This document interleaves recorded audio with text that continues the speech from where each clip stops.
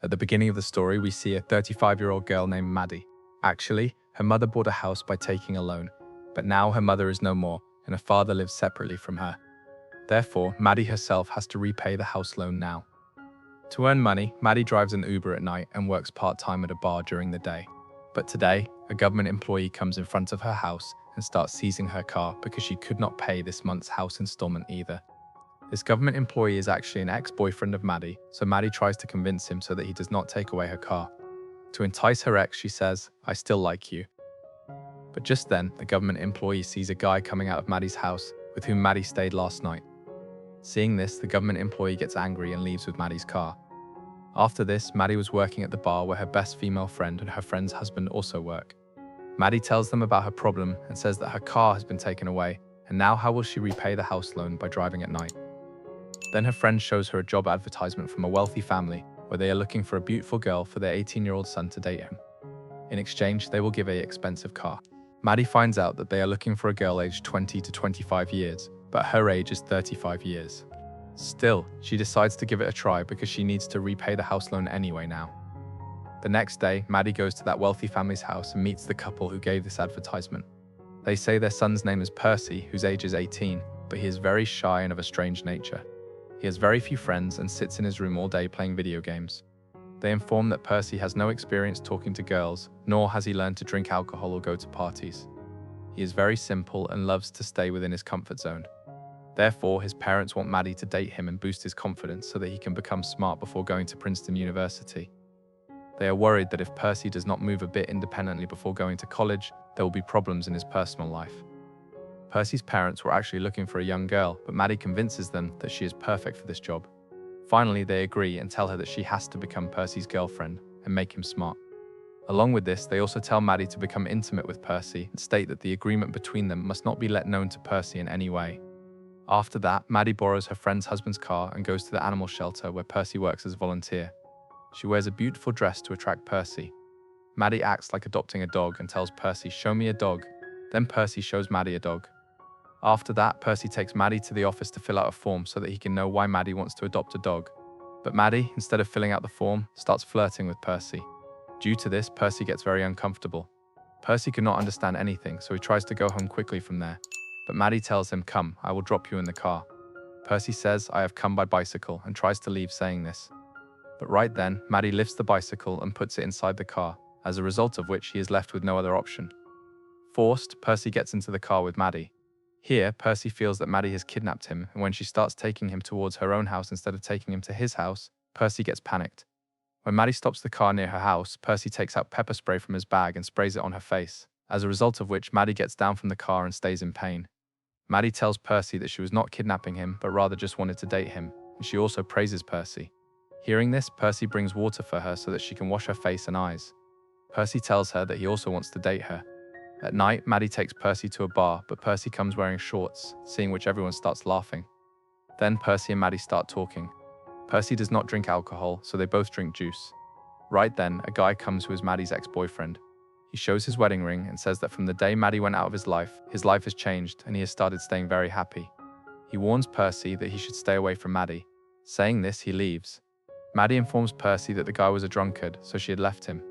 After this, Maddie takes Percy to a beach where nobody stays at night. Maddie tells Percy to take off his clothes so that they can swim in the sea, but Percy gets scared. Then Maddie takes off her own clothes in front of him and goes down into the water. She calls Percy too. Seeing her, Percy gathers courage, takes off his clothes and goes down into the water. They are about to do something when three intoxicated youths, who are of Percy's age, come and steal their clothes kept on the shore, which includes their wallet, phone and keys. Maddie wants to stop them, but when they want to leave, Maddie comes out of the water in a completely naked state and starts fighting with them. Fearing this, they return everything of theirs. When Maddie goes down into the water again, Percy gets upset seeing this behavior of hers and says, "There is no need for you to show so much anger." Maddie says if I hadn't stopped them, they would have run away with our things. After this, Maddie comes near Percy, but he moves away. At this, Maddie gets angry, comes out of the water and puts on her clothes. She wants to start her car and leave, but then Percy comes running and apologizes to her. Maddie gives him his clothes and then takes him to his house. Maddie tries to attract Percy again. She dances to bring him close, but Percy does not come near her. Then Maddie tells him to dance like that too.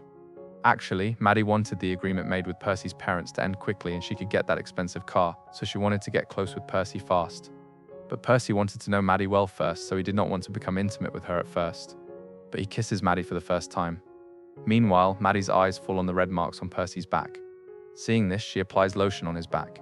Percy informs Maddie, "Before you came, I always stayed at home because my friends used to make fun of me, and I was afraid to talk to girls. For this reason, I did not want to go out." Maddie then tells Percy about her life as well so that a connection builds up between them. After this, Maddie and Percy continue spending time together, get to know each other better, and their friendship becomes deep. They play, roam, and have fun together. Gradually, Percy starts adapting to the outside world. Maddie teaches him to enjoy life and live openly. Then, on Saturday, they go to have dinner at a beautiful restaurant, where at Maddie's word, Percy plays the piano. Everyone likes this very much, and people start praising him. Maddie also becomes very happy seeing Percy play the piano. At this restaurant, Percy meets a female friend from his school who invites him to come to a bachelor party at night and leaves. Maddie sees them talking and feels a little jealous inside. After this, Maddie informs Percy that she will leave this town in a few days. Hearing this, Percy gets angry and decides to go to his friend's bachelor party. Maddie also gets into the car with him and tries to stop him, but Percy tells the driver to drive the car fast and starts drinking alcohol. After this, Maddie reaches the party place along with Percy. Percy gets down from the car, leaves Maddie alone in the car, and goes inside the party. Maddie also enters following him, but everyone there is of Percy's age. Seeing Maddie, they start laughing at her, calling her auntie, auntie. But Maddie ignores all this and keeps searching for Percy. Maddie knows that Percy is in a room with that girl who had invited him to the party. But Maddie sees that the door is closed, so she shouts and asks to open the door. But when they do not open the door, Maddie forces her way inside by breaking the door. There she sees that Percy is sitting on the bed with that girl, although they did not do anything. Maddie notices that Percy's health has deteriorated because he has consumed excess alcohol. Here, Maddie takes Percy to the bathroom to vomit. Right then, the parents of the youths present at the party come and tell Maddie to leave from there. Therefore, Maddie leaves from there taking Percy. While returning in the car, Percy tells Maddie, "I am ready to be with you, and I love you." Maddie realizes that Percy is completely intoxicated, so this is not the right time for them to become intimate, hence she forbids him. The next day, Percy's parents notice that he has become much more confident and smart than before. They become happy at this, but right then, Percy informs that he does not want to go to the university now because he has a girlfriend now, Maddie, and he wants to stay near Maddie. Hearing this, his parents get very worried because they wanted Percy to become sensible before going to Princeton. But now, since he does not want to go to the university at all, their entire plan is getting ruined. They call Maddie over the phone and inform her that her work is finished, now she will not spend time with Percy anymore, and according to the deal, she can take her expensive car. But right then, Percy goes out to learn driving his father's car and hears the entire conversation through the car's Bluetooth. He finds out that his parents had hired Maddie to stay with him. Hearing this, Percy gets very hurt because he truly thought that Maddie loved him. The next day, Percy asks Maddie to come to lunch with his parents. His parents try to act as if they do not know Maddie. Percy also remains quiet as if he knows nothing. After a while, a friend of Percy calls who works with him as a volunteer at the animal shelter. Percy then plays a trick. He takes the car and goes to the jungle with that friend, and by hitting the car against a tree, breaks it completely. He does this just to take revenge for Maddie's deception. Percy returns and wants to go close to Maddie, and Maddie also agrees to it. But right when they were about to get close, Percy suddenly steps back. He informs that he has come to know everything, the matter of the agreement between Maddie and his parents. Percy gets intensely angry and does not want to see Maddie ever again. Maddie tries to explain, saying that she was forced to do this, but Percy does not want to listen to any word of hers. With a sorrowful heart, Maddie leaves from there and sets out taking the car that was given to her, although it was damaged then. Percy then shows intense anger towards his parents. He informs that he wants to live life on his own terms. Again, like before, he locks himself in his room and starts playing video games. He does not reply to any message or call from Maddie. On the other hand, Maddie gets that damaged car repaired and by arranging money, repays her house loan. In happiness, she throws a party for her friend and her friend's husband. But right then, her friend informs that she is going to become a mother and now they are looking for a new house.